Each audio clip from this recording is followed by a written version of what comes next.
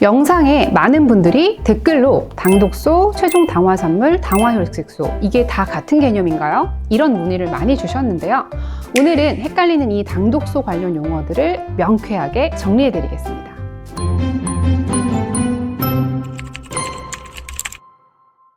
안녕하세요. 당독소 종결자 김아름 약사입니다. 얼마 전 생로병사의 비밀에서 최종 당화산물이라는 주제에 대해서 심도 있게 다루었는데요. 굽고 볶고 튀긴 음식을 즐기고 빵, 떡, 국수, 라면, 꿀과 같이 혈당을 빠르게 올리는 음식을 좋아하는, 즉 당독소 누적이 심한 분들을 대상으로 진행했습니다. 이런 식습관에 의해서 당뇨가 있거나 대사증후군을 목전에 두고 있는 중년의 지원자들을 대상으로 혈관 건강, 염증 상태, 콜레스테롤 수치 등을 검사하고 그 후에 당독소 프리 식단을 진행을 했는데요. 단기간 동안이었지만 당독소를 관리했을 때 모든 건강 관련 수치가 개선되는 결과를 보였습니다.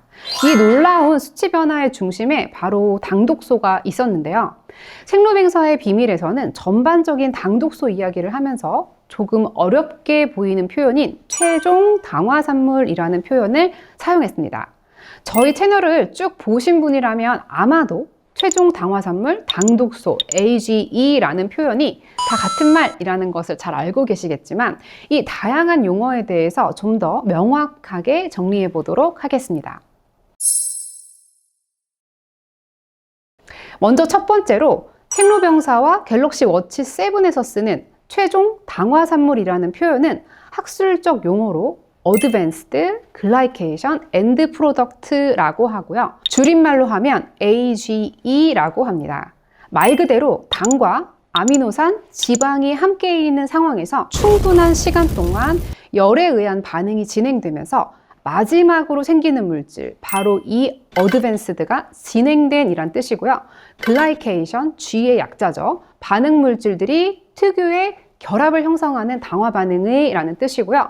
End Product, 마지막으로 만들어진 산물이라는 뜻이 바로 최종 당화산물이 되겠습니다. 이 최종 당화산물은 대부분 몸에서 선호하는 에너지인 포도당, 우리가 흔히 이야기하는 나 당 중독이야, 나 당 딸려 하는 그 당분이 넘칠 때도 잘 만들어지기 때문에 조금 더 관용적인 표현으로 당독소, 영어로는 글라이코톡신으로 주로 이야기가 됩니다.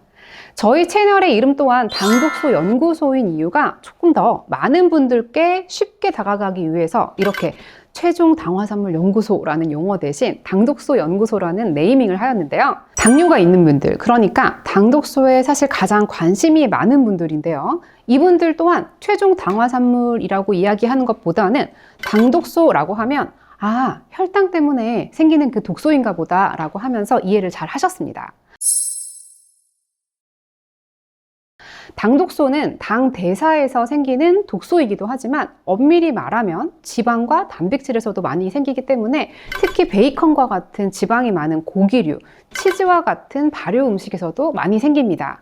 따라서 당독소란 포도당, 지방, 단백질과 같은 우리가 열량을 내려고 섭취하는 에너지원들이 조리 과정, 대사 과정에서 생기는 필연적인 어떤 노폐물이다. 이런 개념으로 접근을 하시면 이해가 빠르실 것 같습니다. 정리하자면 최종 당화산물, 당독소, AG라는 용어는 다 같은 의미로 생각하시면 되는데요.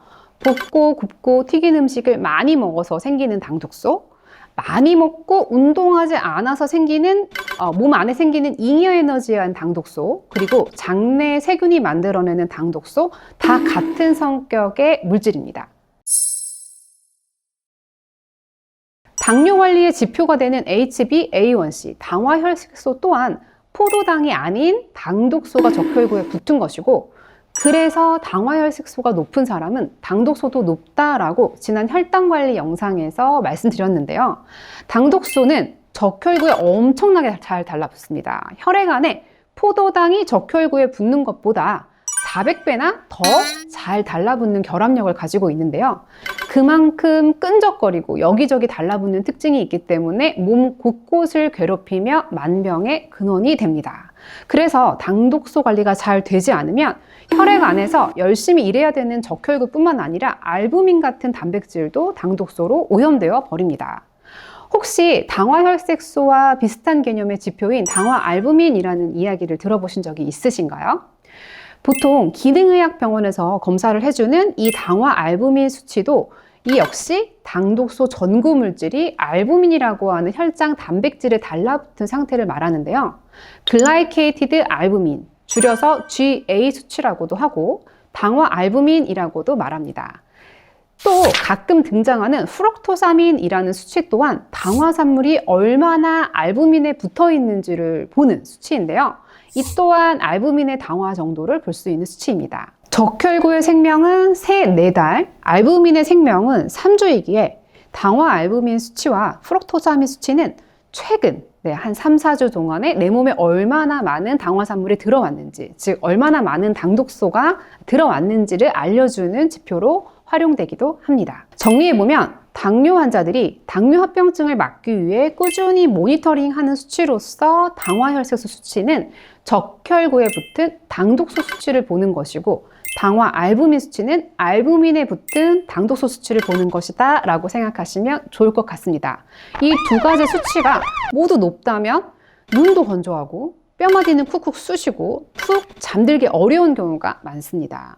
당뇨 환자들은 이 피로감을 넘어서 신경통과 합병증이 찾아와서 심장, 신장, 간과 같은 중요한 장기까지 망가지는데요. 이 합병증의 정도를 확인하는 수치로도 활용이 되고 있습니다. 자, 이렇게 당독소는 질환자들에게 그 증상과 합병증의 정도가 심해지게 만들고 건강한 분이라고 해도 머지않아 만성 피로와 만성 염증이 찾아오게 하는데 아주 큰 영향을 미친다는 것 아시겠죠?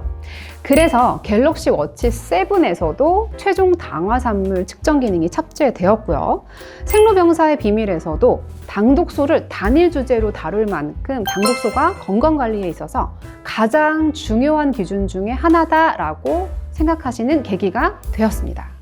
최종 당화산물, 당화혈색소, 당화알부민, 말은 달라도 모두 몸에서 나쁜 짓을 하는 그 악독한 당독소를 이야기하는 것이라는 것.